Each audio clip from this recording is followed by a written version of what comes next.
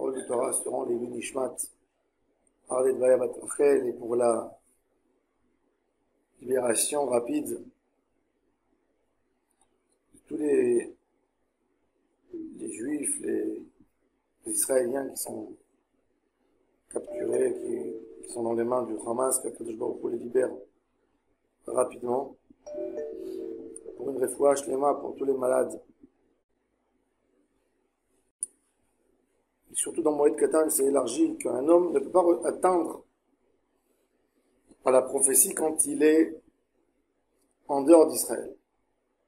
Il est vrai qu'il y a eu quelques prophètes, comme Moshe Rabbeinu et Aaron à Cohen, en dehors d'Israël. Moshe et Aaron n'ont jamais vu la terre promise. Mais c'était une prophétie qui dit le Rambam, que l'homme est dévoué à 100% pour diffuser la lumière d'Hachem.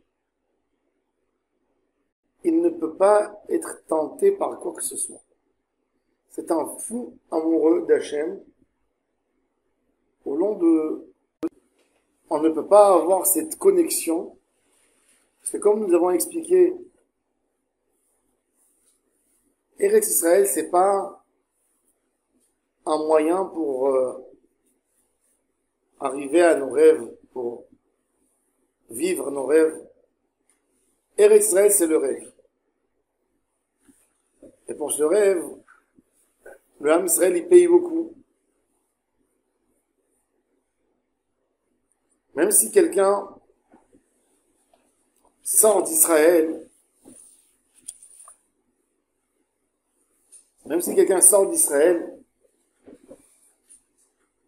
il a ce rouar de Eretz Israël. Là, le Rav va expliquer qu'est-ce que Eretz Israël peut donner aux Juifs qui a connu Israël, qui a goûté, qui était là, son propre jugement, sa vision, sa manière de voir les choses, même s'il n'est pas en Israël. Faut pas oublier que beaucoup de parties du livre Oroth, le Rav Kook a écrit quand il était exilé d'Israël. Le Rav Kook a fait sa aliyah en Israël, il habitait à Jaffa, à Yafo. Et quand est arrivée la Première Guerre mondiale, comme à l'époque, malheureusement, il n'y avait pas encore l'État d'Israël qui accueille chaque juif et qui lui donne sa nationalité, il avait une nationalité étrangère. Il n'était pas ottoman, il n'était pas turc. Et il était sous la protection d'un consul, d'une ambassade. Et quand la guerre a commencé, le gouvernement turc a exilé tous les citoyens qui n'étaient pas ses citoyens. Il a donné l'ordre de les chasser d'Israël. Et il a dû se sauver. Il est arrivé un moment en Suisse, après à Londres. Il était grand rabbin de Londres un moment, pendant la guerre. Et après, il est retourné en Israël, de nouveau à Yafo et de là-bas, grand rabbin d'Israël. Et il est passé à Jérusalem. Et quand il a goûté déjà Israël, et il est reparti en Europe, c'était très très dur pour lui qui était tellement fin d'esprit, qui avait une neshama tellement raffinée, de voir l'éloignement et de voir c'est quoi la Torah de Chutz La'aretz. Ça le mangeait. Il pleurait les soirs. Il s'enfermait et il écrivait des textes pour Israël. Et beaucoup du Oroth ont été écrits dans ces moments-là. Entre Yafo, l'exil, un peu dans le retour. Et donc je pense que ce passage, Vav de Oroth, Eretz Israël, il parle un peu de ce qu'il ressent, à mon humble avis. Comme il dit un homme peut sortir en Chutz La'aretz al yedé ta'out. Pourquoi ta'out? Parce que beaucoup de fois, un homme pense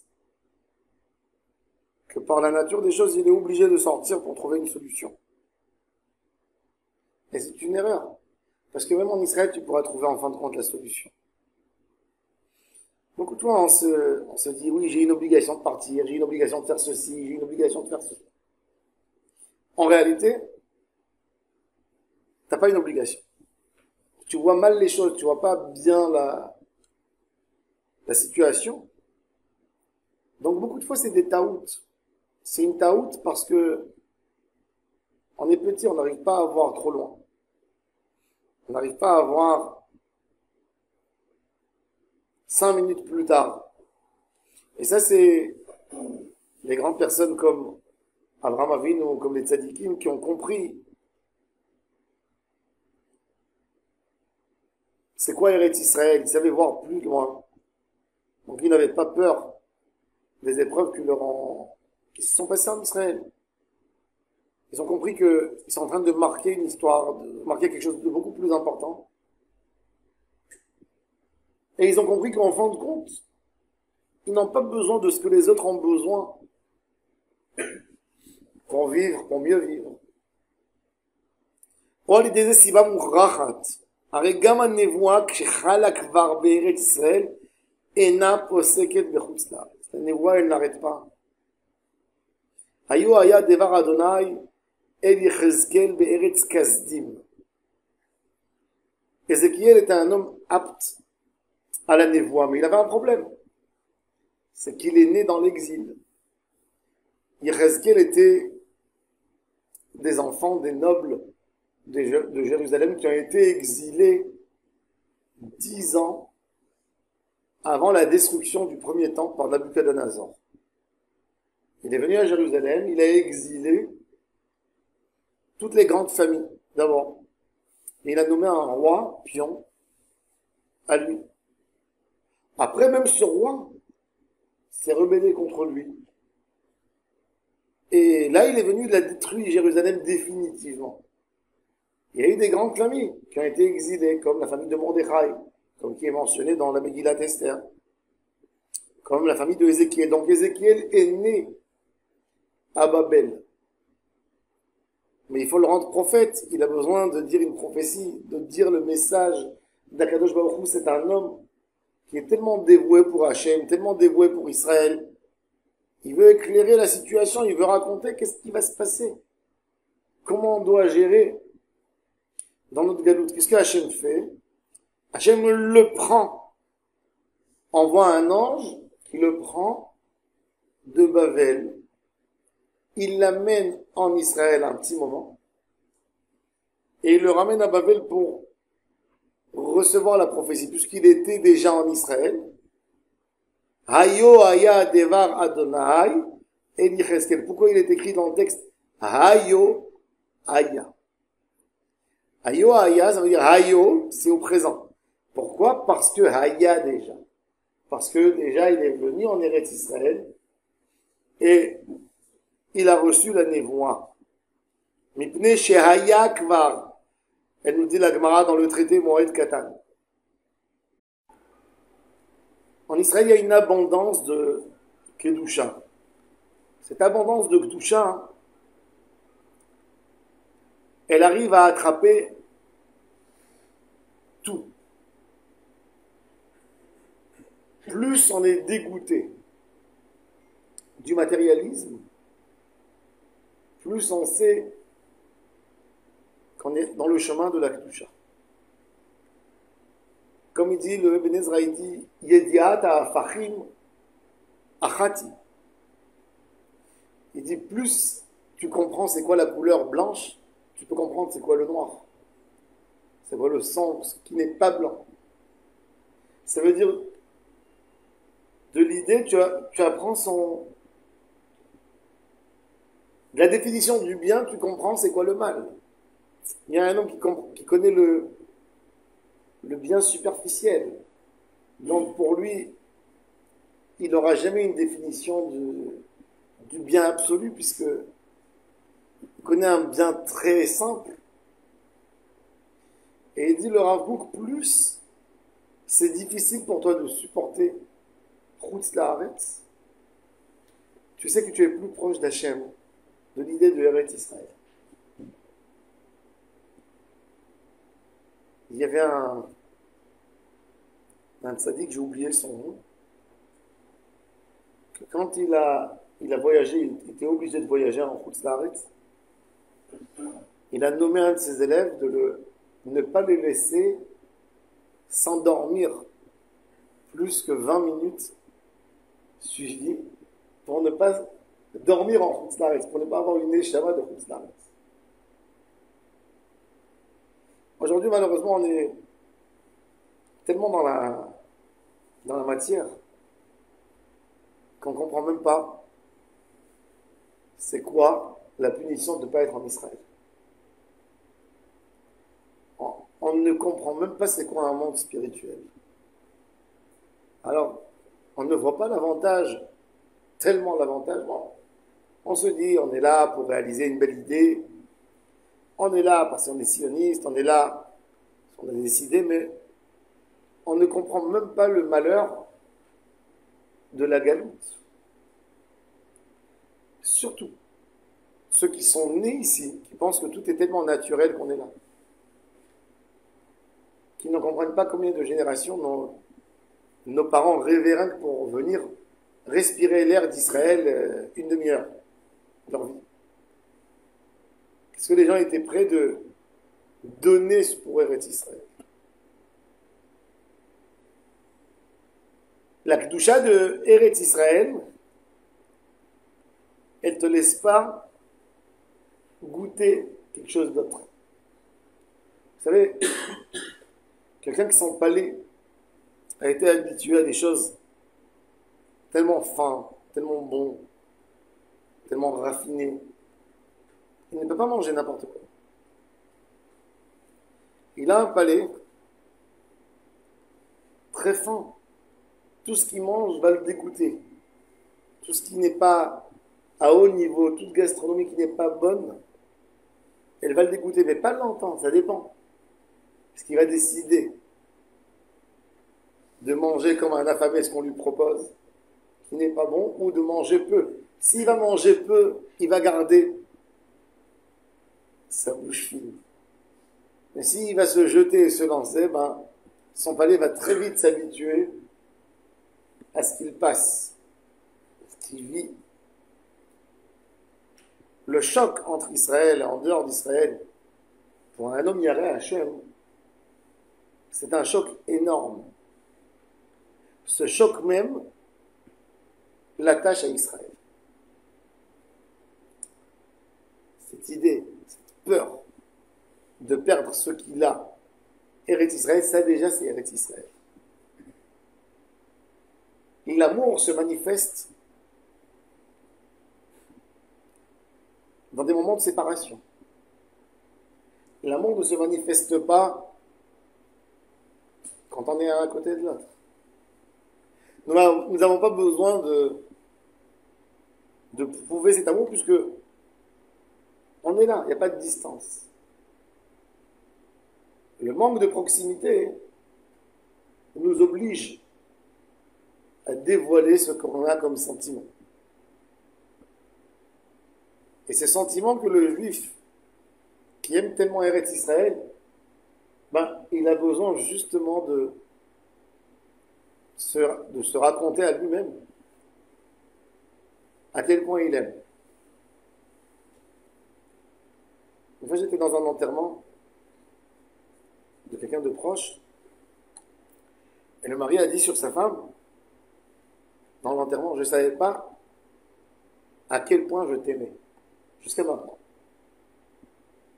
C'est horrible, mais je ne savais pas à quel point tu vas me manquer, je ne savais pas qu'est-ce que tu es pour moi, Eretz Israël, parce qu'il faut savoir que Eretz Israël, c'est un cadeau, on a eu un vrai cadeau.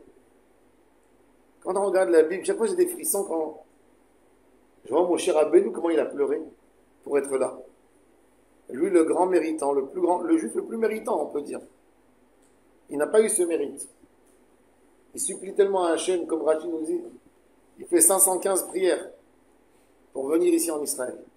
Des prières spéciales, des psaumes, des phrases, des mots, des larmes, des pleurs, des engagements. Et une partie de Eretz Israël, c'est le lien spirituel, c'est le lien d'amour. Quand tu te trouves en... Il y a une proximité, il y a un éloignement qui est nécessaire pour comprendre où je suis par rapport à Israël. Alors il dit le Rav que ces larmes et ce dégoût de Chutz La'aretz, il est bien pour la Neshama et il rajoute en nous le lien de Eretz Israël. La Gemara nous dit Yosef Hatzadik et Moshe Rabbeinu. Yosef a eu un mérite extraordinaire, si on regarde. À l'époque, aujourd'hui, d'affréter un mort en Israël, si tu vas voir la Chevra Kadisha à Paris, tu payes 10 000 euros et tu achètes une tombe ici. Va amener à l'époque Yaakov Avinu pour l'enterrer en Israël. Et surtout Yosef. Yosef a demandé de ne jamais l'enterrer dans une tombe, le laisser dans un cercueil, pas enterré dans la terre, pour pouvoir le faire sortir au moment où il sortit d'Égypte. Et le Midrash nous met deux grandes personnalités, Moshe et Yosef. Il dit, regarde, Moshe a fait sortir 600 000 personnes, les a nourris 40 ans. Yosef Hatzadik a nourri sa famille, ok, quelques années de misère, de famine, et on ne parle pas de 600 000 personnes. Pourquoi la Gemara pose la question? C'est-à-dire, elle comprend que ça peut se poser comme question. Pourquoi Yosef est rentré en Israël et Moshe n'est pas rentré? Et la Gemara nous dit, le Midrash nous dit quelque chose, une phrase incroyable. Il nous dit que quand Yosef est rentré en prison, en Égypte, alors imaginez-vous, le nouveau prisonnier qui arrive. Maintenant, Yosef parle quelques langues. Il n'a pas forcément la tête. S'il raconte qu'il est canaanien, on va le croire.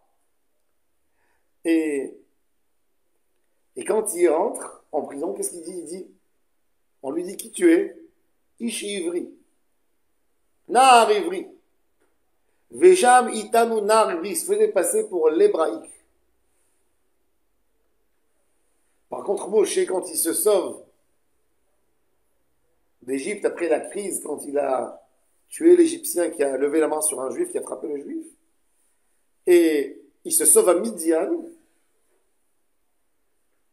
alors les filles de Yitro elles lui posent la question, comment tu t'appelles, qui tu es? Il dit, Ishmitzri, égyptien. Il n'a pas envie, il a peur de dévoiler son identité, il n'a pas envie qu'on le rende aux Égyptiens. Et donc les filles de Yitro, quand Yitro leur demande comment ça se fait qu'aujourd'hui il n'y a personne qui vous a fait du mal, elles disent Ishmitzri et Tzilanu, c'est un Égyptien qui nous a sauvés. Ah, appelez-le pour venir manger. La Torah, elle a en voulu beaucoup Moshe Rabbeinu qui n'était pas fier de son identité. Il n'a pas eu cette force d'identité de dire Ishivri. C'est quoi tes repères? La Gemara, elle nous dit qu'il y a des animaux qui vivent dans l'eau, dans la mer. Vous savez que tout animal qui vit dans la mer, sa peau ne reçoit pas de l'impureté. Quand on a des ustensiles dans les lois de pureté, impureté de la Torah, qui sont des lois très compliquées, on ne comprend pas toutes les raisons, en tous les cas. Si vous avez un sac en cuir, il est fait d'un animal, d'une peau d'animal, il reçoit une touma s'il rentre dans une chambre où il y a un mort à l'époque où les gens allaient servir au temple, tu ne pouvais pas rentrer avec au temple. Il fallait le tremper au mikvé, etc. Par contre, si tu prends, par exemple, imaginez-vous un sac qui est fait à base de la peau de requin ou un poisson, ça ne reçoit pas de touma. Il n'y a pas de touma. Et la Gemara, elle parle de Kéléviam. Comment on dit Kéléviam? Le chien de mer avec les... Hein? Le phoque? Le phoque, non? Un phoque. Et la Gemara pose la question sur le phoque. Est-ce qu'il est considéré, est-ce que sa peau est considérée comme un animal de la terre, que ça reçoit une touma, ou puisqu'il passe tellement de temps dans la mer, bah, il est considéré comme un poisson. Et la Gemara donne un argument très intéressant. Elle dit que le phoque, il n'est pas considéré comme un poisson. Et ça reçoit la touma parce que quand il est menacé dans la mer, c'est-à-dire il y a un requin qui vient vers lui pour l'attaquer, qu'est-ce qu'il fait? Il se sauve, il sort de l'eau sur la terre. Quel est ton point de repère? Quel est ton point de repère? Quand ton point de repère c'est Israël, t'es israélien. Quand ton point de repère c'est autre chose, même si tu es en Israël, t'es pas israélien.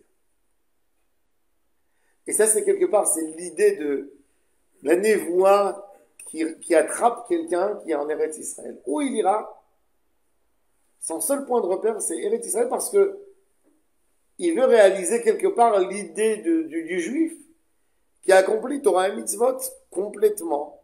C'est qu'en Israël qu'on peut faire tous les 613 en théorie. Si t'es Kohen Gadol aussi, et t'es roi, et t'es... Oui. Dans un autre endroit, tu peux pas. Donc, quelque part, cette envie d'être en Eretz Israël, c'est une envie de mitzvah. À part l'idée d'Israël, tout ce qu'on a expliqué, Rabbi Yehuda Halevi, etc. Mais c'est déjà une envie d'être collé à Hachem. De faire tout pour me rapprocher à Hachem. Et c'est ce qu'il dit le Rav.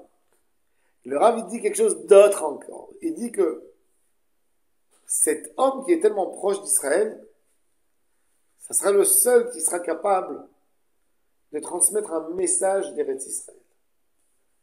Le Rav Kook, quand il était en Suisse, il s'est fait jeter de certaines synagogues parce qu'il parlait aux Juifs qu'il faut quitter l'exil et venir en Israël. Et les rabbins lui ont dit, mais qu'est-ce que tu es en train de raconter? C'est quoi ces histoires? Qu'est-ce que tu es en train de monter la tête des gens? Eretz Israël, c'est notre seul point de repère. Et ça, c'est la névoie parce que un avis, c'est quelqu'un qui veut faire entendre une voix. Et là, le Rav, déjà, il parle quelque chose, il nous donne un secret de la névoie. Pourquoi un avis ne peut pas être quelqu'un qui habite à l'étranger? C'est quoi un avis? Est-ce qu'un avis, un prophète, c'est quelqu'un qu'un homme c'est quelqu'un que Dieu a choisi? Ou c'est quelqu'un qui s'est mis à la disposition de Dieu pour être un récipient pour transmettre sa voix? C'est une vraie question. D'ailleurs, il y a des grands débats entre les Mefarshim sur le pasouk sur Jérémie, qui a été destiné pour la prophétie. Est-ce que la prophétie, c'est quelqu'un qui a été destiné? Est-ce que Moïse aurait pu se sauver du sort de la prophétie? Il aurait pu être autre chose que prophète? Oui. Parce que la prophétie, c'est un niveau supérieur de Ruach HaKodesh. La prophétie, comme l'écrit le Rambam, c'est un homme que son Yetzer Hara ne le gagne pas dans aucune tentation. Ouais. C'est un niveau de Avodat Hashem, d'être là pour transmettre une lumière d'Hashem. Transmettre la lumière d'Hashem, tu ne peux pas le faire si toi-même tu t'es pas rapproché de cette source. Comment tu peux être un diffuseur de Torah, de Yirat Shamayim, de Gdusha, si tu ne viens pas boire à la source? La source de la Torah, c'est Eretz Israël. Malheureusement, les gens qui n'ont pas de sentiment de profondeur, ils ne peuvent pas comprendre ce que je veux dire parce que je te dis, quelle est la différence entre toi et moi? Si moi je prends une page de Gemara et je suis à Paris et j'étudie et toi tu prends ta page de Gemara en Israël et tu étudies. En quoi tu vas étudier mieux que moi? Ça, c'est des gens qui regardent le IQ simple de l'homme, des capacités, mais ils ne regardent pas une neshama. La sensibilité que l'homme développe par rapport à des choses dépend de l'endroit où il se trouve. Quand quelqu'un marche à côté d'une vitrine, d'une bijouterie, il passe tous les jours. Il regarde, il n'y a rien qui le... Mais quand il passe avant les fêtes, il pense qu'il doit acheter peut-être un bijou. Quand il passe à côté, quelques jours à côté de l'anniversaire de sa femme, il regarde. Et là, il commence à regarder les choses autrement. Ça veut dire que tu peux passer une vie à côté de quelque chose si tu n'as pas des sentiments. Tu vas agir que de la tête et pas du cœur. Une Torah détachée de la vie. C'est un contenu de plein de connaissances, des idées générales. Tu répètes comme un perroquet, tu vis même pas ce que tu es en train d'étudier. Le plus haut niveau de chokhmah qu'on demande à Hachem, on demande à Hachem, Ata chonen la adam da'at, umlamed le enosh bina. Alors on termine, vechonenu meitra chokhmah, bina vada'at. La sagesse, c'est le niveau le plus bas. C'est accumuler plein de connaissances. Bina, c'est d'essayer de combiner les connaissances. C'est-à-dire, j'ai un moteur et j'essaie d'imaginer si je le colle sur une moto, à quel point la moto va rouler. Si je le mets sur une voiture, si je le mets sur un avion, ça c'est bina. J'ai eu des données, j'ai compris c'est quoi un moteur. J'essaie de combiner, c'est bina, la avine d'avar, mitor d'avar. Mais date, c'est le plus haut niveau de la sagesse parce qu'il te remplit, il vit en toi. C'est toi. C'est même pas les contenus, c'est même pas le savoir. Et c'est ce qui manque en Chutz La'aretz, point de vue mitzvot et Torah. On peut approfondir, mais il n'y a rien du tout qui nous remplit. Il n'y a pas de date. Et c'est pour ça que Rashi explique dans Parashat Teruma, quand Kadosh Baruch Hu il dit à Moshe Rabbeinu sur Betzalel, Va'ani midetiv beruach chokhma ou bedat utvuna. Il dit da'at c'est ruach hakodesh. Parce que da'at, dans le langage de la Torah, c'est chibur. Ve'adam yada et chava ishto. Hodien ina et drachecha. Il dit Rabbeinu il dit le Rav, que le inyan de cette volonté de se rapprocher à Hachem, cette volonté d'Israël, c'est ce qui donne le cœur, c'est ce qui donne le bon goût dans la Torah. C'est ce qui remplit le cœur avec un amour par rapport à Hachem. Et comment on fonctionne? Alors il dit le Rav, toute neshama de tout homme, elle a énormément d'idées en elle. Vous savez, il y a des idées qui ont été matures en nous. Il y a des idées qui se sont jamais développées. Est-ce qu'on sait dessiner, nous tous? Est-ce qu'on sait dessiner? Vous allez me dire, non. Non. On ne sait pas dessiner, nous tous. Mais quand on était au GAN, et la ganénette, elle nous a donné un papier, une feuille A4, avec des stylos. Elle nous a dit, faites-moi une maison. Faites-moi un arbre à côté. Faites-moi un petit chat. Faites-moi des fleurs. On a tous su le faire. Alors, qu'est-ce qu'il y a en fait en nous qui a bloqué celui qui n'est pas peintre? On a tous en nous beaucoup d'idées. Tout ce qui est créé, c'est des idées qu'on a en nous. Quelle importance on leur donne? Quel point on leur donne?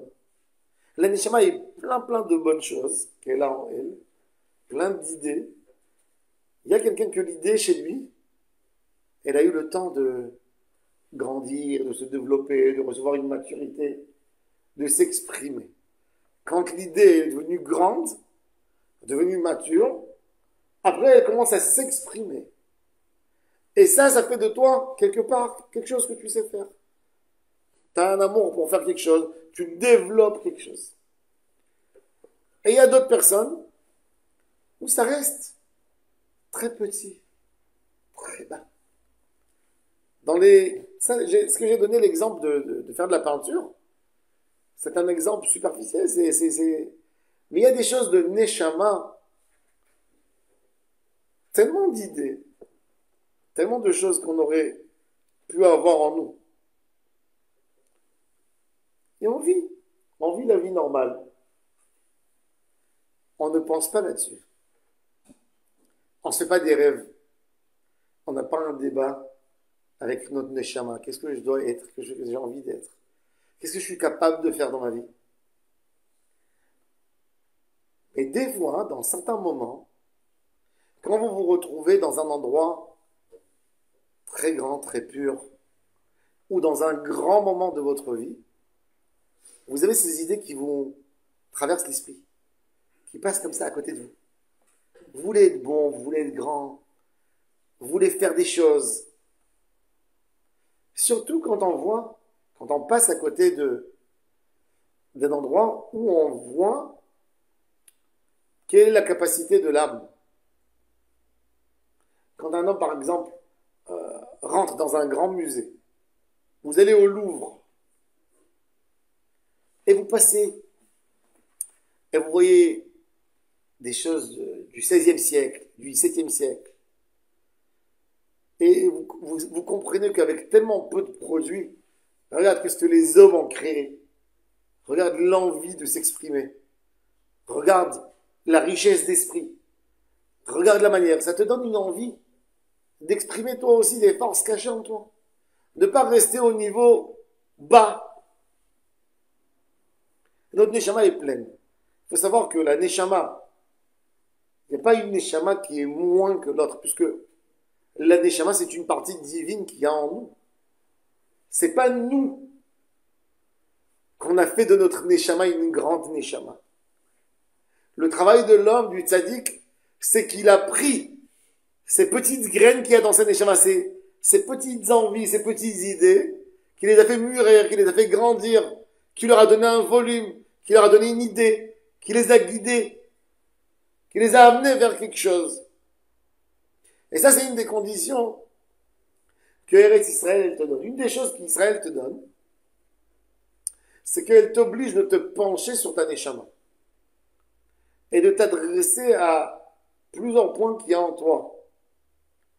À t'obliger, elle ne te laisse pas passer à côté. Tu peux voir, oui, c'est vrai, si l'homme, il va faire marcher sa couverture qu'il a l'habitude de faire toujours et de couvrir ce qu'il ne veut pas voir, ce qu'il ne veut pas l'obliger, oui, il ratera, mais il va rater sa vie même en Israël. Mais quelque part, Israël, elle t'ouvre les yeux et elle t'oblige à regarder ce qu'il y a en toi. C'est pour ça qu'en Israël, tu perds ton emploi tous les quelques temps. Parce que ça, c'est l'ignan de Eretz Israël. Quand un homme, il se détache, il perd quelque chose de la matière, il est obligé de penser sur le tarpit. La dimension d'Israël, c'est pas, comme je vous ai dit, c'est pas de la chokhma, c'est du da'at, c'est du cœur. Il dit le Rav, Melea yaneshama otiot meleot or chaim. Meleot da'at veratzon. Le da'at, c'est le chibour, c'est la connexion avec les choses spirituelles. Ratzon, c'est aussi, on a du ratzon, mais ce ratzon, il est tellement caché. Nous tous, on aurait voulu être bons. Vous croyez que Un homme, quand il est en colère, un homme, quand il a puni son fils, quand il s'est engueulé avec sa femme, avec un collègue, vous pensez que il se dit dans sa tête, ah, j'ai gagné, je suis content, je suis hyper content. Non. Il se sent faible, il se sent fragilisé, il se sent fracassé. Et quand il regarde dans le miroir, il a honte de lui-même. Qu'est-ce qu'il a envie? Il aurait voulu gérer d'une autre manière. Il aurait voulu être l'homme noble, qui reste, qui fait pas casse, qu'on lui dit. Mais cette envie d'être noble, elle est très petite chez lui. L'envie de répondre, de ne pas se laisser faire, est beaucoup plus importante chez lui que l'envie d'être noble. Quand il a été cassé de ce qu'il a dit, lui-même, alors là, l'envie d'être noble, l'envie d'être bon, essaie de se renforcer à un moment chez lui. Et il dit, mais pourquoi j'ai agi comme un imbécile? C'est des moments, des prises de conscience, où on voit ces petites idées, ces petites envies de la Neshama, et que ça devient, mais j'aurais pu faire ça. Mais on ne le fait pas. Pourquoi on ne le fait pas? Parce qu'on a un problème? Non. Parce qu'on ne travaille pas. Vous savez, les muscles, quand vous voyez un homme musclé, c'est les mêmes nerfs, c'est les mêmes muscles qui sont devenus plus forts. Parce qu'on les a travaillés. On les a travaillés, tout simplement. Vous pouvez avoir quelqu'un, il n'était pas capable de lever quelque chose. Il n'était pas capable de courir des distances. Tu vois un corps faible. À un moment où il a fait de la musculation. Il est devenu capable, tu vois devant toi, un homme athlète, un homme fort, un homme puissant. Qu'est-ce qu'il a fait? Il a travaillé son petit muscle. Quand on travaille notre neshama, on arrive à prendre les petits points de notre neshama, qu'on n'a jamais pensé là-dessus, et les rendre plus grands. Et là, tu deviens, cette petite envie qu'il y avait chez toi, elle a grandi. Elle est devenue grande. C'est comme ça qu'on devient grand. C'est comme ça qu'on devient un homme. C'est comme ça qu'on devient un grand homme. On a tous en nous cette envie d'être Moshe Rabbeinu. Mais elle est toute petite. Cette envie, elle est toute cachée. C'est une envie qui va se dévoiler vers le Olam Haba. Parce que l'envie de profiter du monde est bien plus importante chez nous que cette envie. Donc on a moins d'envie. Comme il dit le Zohar, Bereouta Talia Milta. Tout dépend de Ratson. On parle toujours de Et Ratson dans la tefila, vous savez. Un mincha, quand on ouvre le Echal, on cite le pasuk Va'ani tfilati, l'Echa Adonai et Ratson. C'est un moment de Ratson. C'est quoi ce Ratson? C'est un moment où Hachem, il a toujours envie de donner. Mais c'est un moment où le Ratson, il se manifeste d'une manière plus forte. Alors on demande que le Ratson d'Hachem de nous faire du bien, il se manifeste maintenant. Il sort maintenant. Maintenant, c'est le moment où ça peut se manifester. Tout le temps, tu veux offrir à ton fils tout. Mais le jour de l'anniversaire de ton fils, ça se réveille plus. Tu manifestes ce qu'il y a en toi. Mais toute l'année, tu aurais pu lui offrir le cadeau d'anniversaire. Toute l'année, tu aurais voulu lui donner. Tout le temps, on a en nous ces petites envies, ces petites idées. Mais elles ne sortent pas, elles n'ont pas l'occasion d'agir, de se manifester, de grandir. Mais les autres ruach habata ou metziut melea, ces envies, il dit le Rav, elles veulent voir. Elles veulent obtenir une réalité, mais on les laisse pas. Mizohar haotiot achayot alalu mitmalot ziv chaim kol yeter hadargot asher lebinyan hachaim asher lekol zderot haratzon. Il dit le Rav qu'en réalité, ces envies, du moment où elles vont jaillir, elles vont sortir elles vont faire de nous des grands hommes. Mais elles n'ont pas décidé encore de sortir. Ça, c'est l'idée de mitzvah, rodefet mitzvah, quand on te dit si tu fais une mitzvah, si tu fais un bon comportement, ça te donnera envie de dévoiler une autre mitzvah qu'il y a en toi, une autre. Et doucement, doucement, ça va t'amener dans le chemin de la Torah. Quand tu fais une bonne action, ça te motive à dévoiler ce qui était à côté d'elle. C'est très simple. Quand tu arranges dans ton jardin, tu arranges un endroit, tu as encore un petit moment, tu continues encore un peu. Et ça, c'est l'idée de mitzvah, rodefet mitzvah. Tu t'occupes d'encore quelque chose.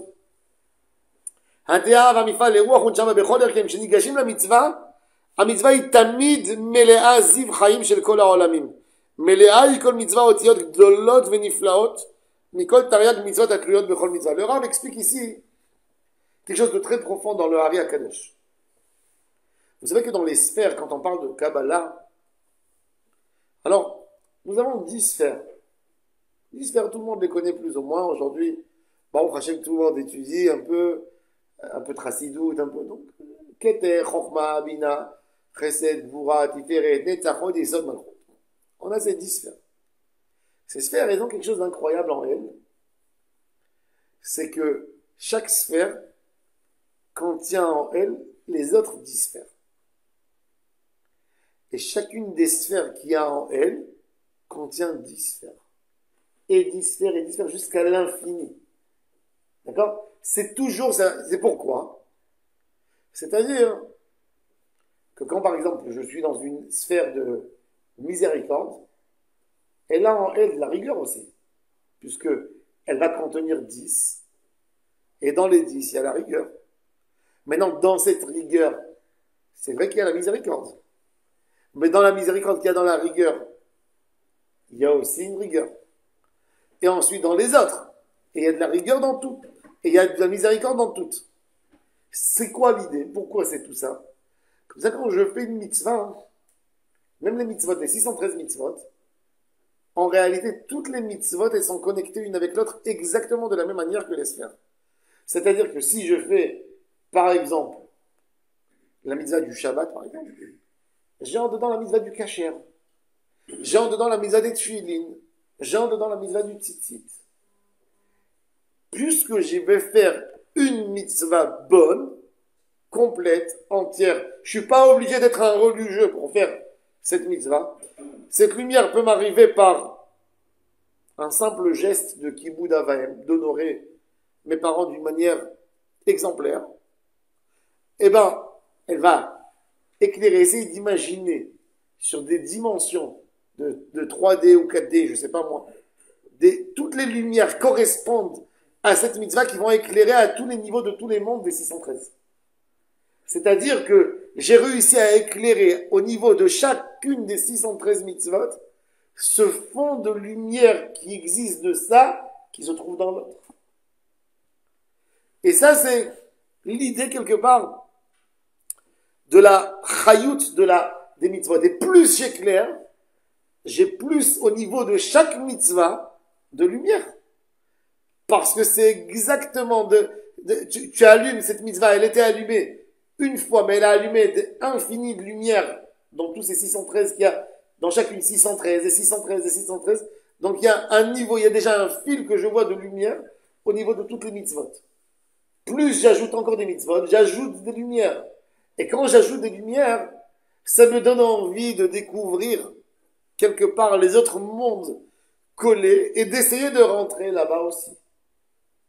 Et ça, c'est l'idée, ce qui nous attire vers la Torah et les mitzvot. Vous savez, on ne devient pas religieux d'un jour au lendemain. On cherche. On essaye. Au début, on ne fait pas les mitzvot qui nous gênent. On fait des choses qui nous plaisent. Des choses qu'on peut vivre avec. Il y a des choses, quand tu es au début et tu as découvert la religion à un certain âge, tu n'admets pas tout de suite que tu vas changer dans tout. Alors tu es prêt, il y a des choses que c'est facile pour toi de faire et tu dis pourquoi pas. Et après à un moment tu te dis non mais je dois le faire parce que ça me plaît donc. Tu te motives un peu plus là-dedans. Et là ça va essayer de t'allumer, de t'éclairer. C'est pour ça d'ailleurs que le meilleur moyen se rapprocher à Hachem, c'est évidemment c'est de faire une mitzvah, mais en même temps d'étudier, parce que l'étude, elle va t'aider à mieux faire la mitzvah et à mieux t'éclairer à toi-même. Et il dit le Rav que cette lumière, cette force de lumière qui éclaire partout de chaque mitzvah, eh ben, il dit il éclaire d'une certaine manière. Mais il dit que Eretz Israël, elle donne encore un avantage, c'est qu'elle donne une puissance extraordinaire dans la manière dont les lumières de la mitzvah, elles allument les autres 613. C'est-à-dire que si, à l'exil par exemple, je fais une mitzvah, si on va essayer de dire que, je vais donner d'une manière très simple pour expliquer, pour essayer de comprendre. Admettons qu'une mitzvah, elle éclaire à un niveau de 2 watts. Au niveau de chaque mitzvah. Pourquoi elle éclaire à 2 watts? Pas parce que une lumière, c'est un potentiel infini. Ça a une lumière qui n'arrête pas. C'est une énergie. Pourquoi la lumière, elle ne se propage pas plus? Parce qu'elle est moins grande. Elle est moins grande. L'énergie, c'est la même. Mais elle est moins grande. Mais il te dit que le Inyan de Eretz Israël, ça donne plus de lumière. Donc, elle arrive à rentrer plus. Elle marque plus. Une mitzvah en Eretz Israël, c'est un endroit d'Hachem. Donc, il marque plus. Et ta mitzvah va éclairer les 613 mitzvot d'une plus grande lumière. Tu vas avoir devant toi, ce sera beaucoup plus éclairé les autres 613 mitzvot qui dépendent de chaque mitzvah. Donc, tu auras une facilité quelque part de faire ta tchouva, parce que tu vas rencontrer des lumières bien plus grandes que ce que tu avais l'habitude de rencontrer.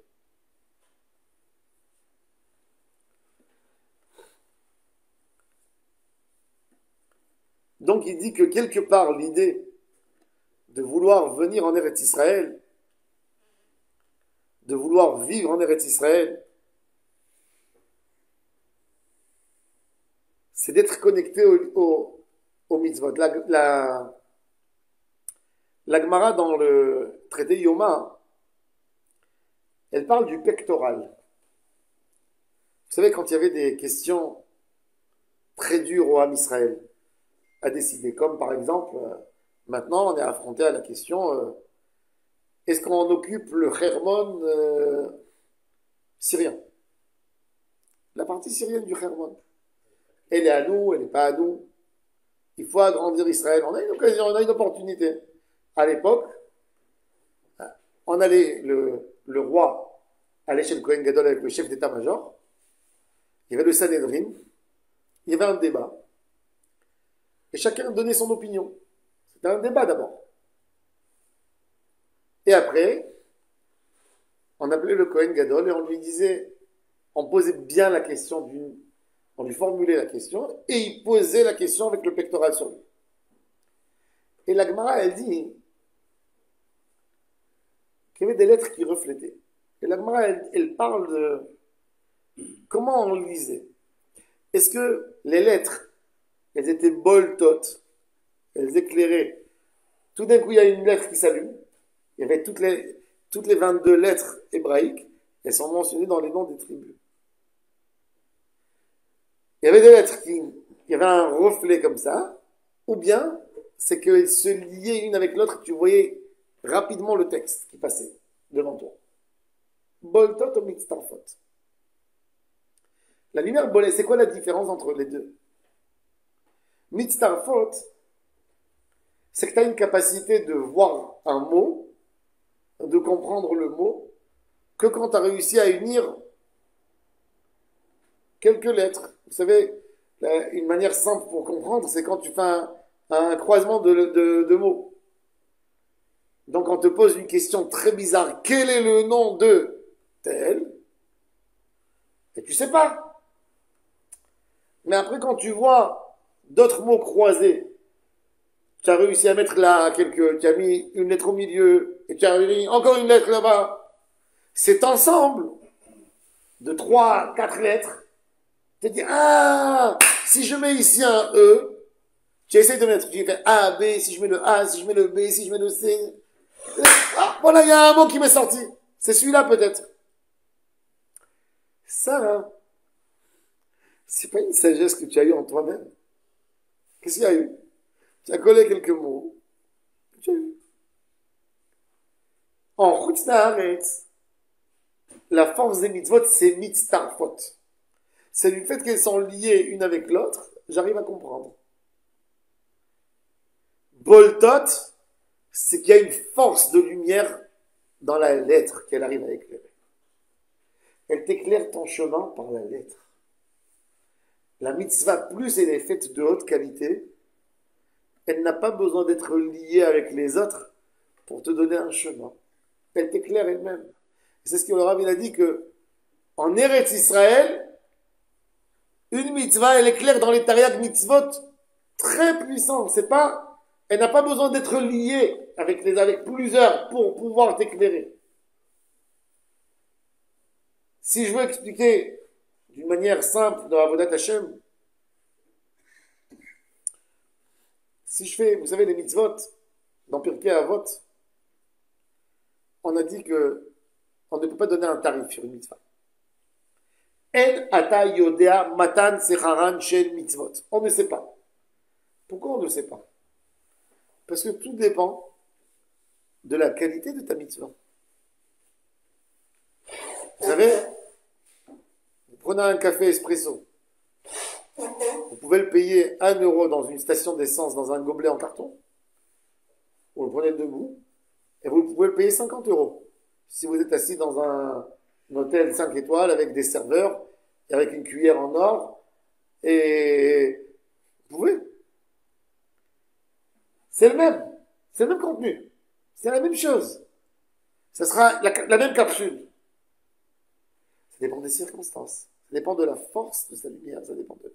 Une mitzvah, c'est pour ça qu'une mitzvah, tu peux pas me dire combien elle vaut. Comment tu as fait la mitzvah? Comment elle a éclairé ta neshama?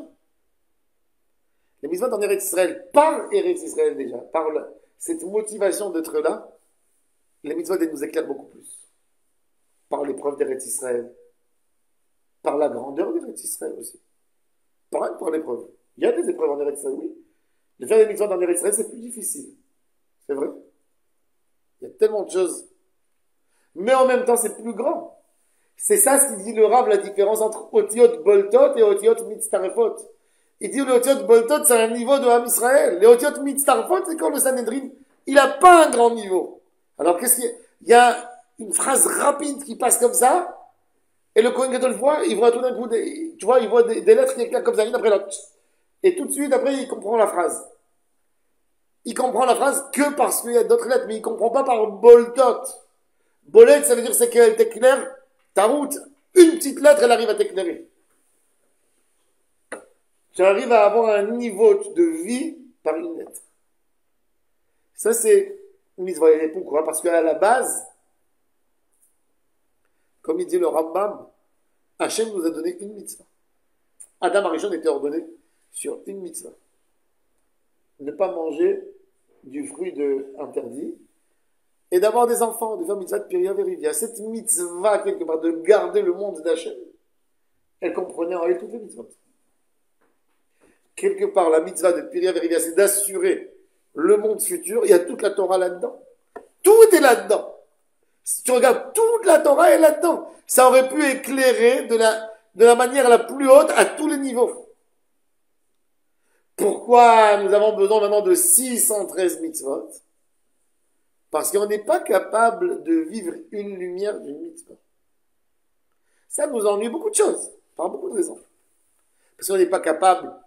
Est-ce que tu es capable de prendre quelque chose que tu as étudié et de le réétudier de nouveau, et de le réétudier, et de le réétudier, et de le réétudier, et de le réétudier. C'est difficile pour l'âme, parce que l'homme, il n'aime pas, il veut du nouveau, il y a beaucoup de choses en lui. Pourquoi il le fait? Alors les mitzvot, ça devient comme ça chez nous. Mais en réalité, on aurait pu avoir Eretz Israël, elle touche le niveau le plus pur. Elle touche le niveau où que là-bas, il y a cette lumière, comme on a expliqué, l'idée des mitzvot, c'est une mitzvah qui est claire partout, c'est d'obtenir cette lumière qui est là, qui va dégager les lumières dans tout. En fin de compte, c'est d'obtenir cette lumière à la fin. Et ça, c'est l'idée des mitzvot d'Eretz Israël. Et c'est ce que Eretz Israël nous montre, nous fait cette liaison de se coller à la lumière d'Hachem. Parce que l'objectif, c'est pas de faire la mitzvah, c'est d'atteindre la lumière qu'il y a dans la mitzvah. Ça, c'est l'objectif. C'est pas d'accumuler. C'est pas, j'ai des mitzvot, alors je vais avoir un olam haba. C'est pas des actions en bourse que tu achètes. Combien d'actions tu vas acheter? Non. C'est faux, toute cette idée. Ça, c'est de mettre du chol dans le kodesh. L'idée, c'est la chazot ben noram Hashem. C'est d'avoir la lumière de la Kedusha. Et ça, on le comprend que après un moment où on commence à vivre en Eretz Israël, on a cette dimension de profondeur de mitzvot, d'Akadosh Baruch Hu, des mitzvot de la Torah. On lit la Torah différemment. Baruch Adonai Leolam. Amen. Amen.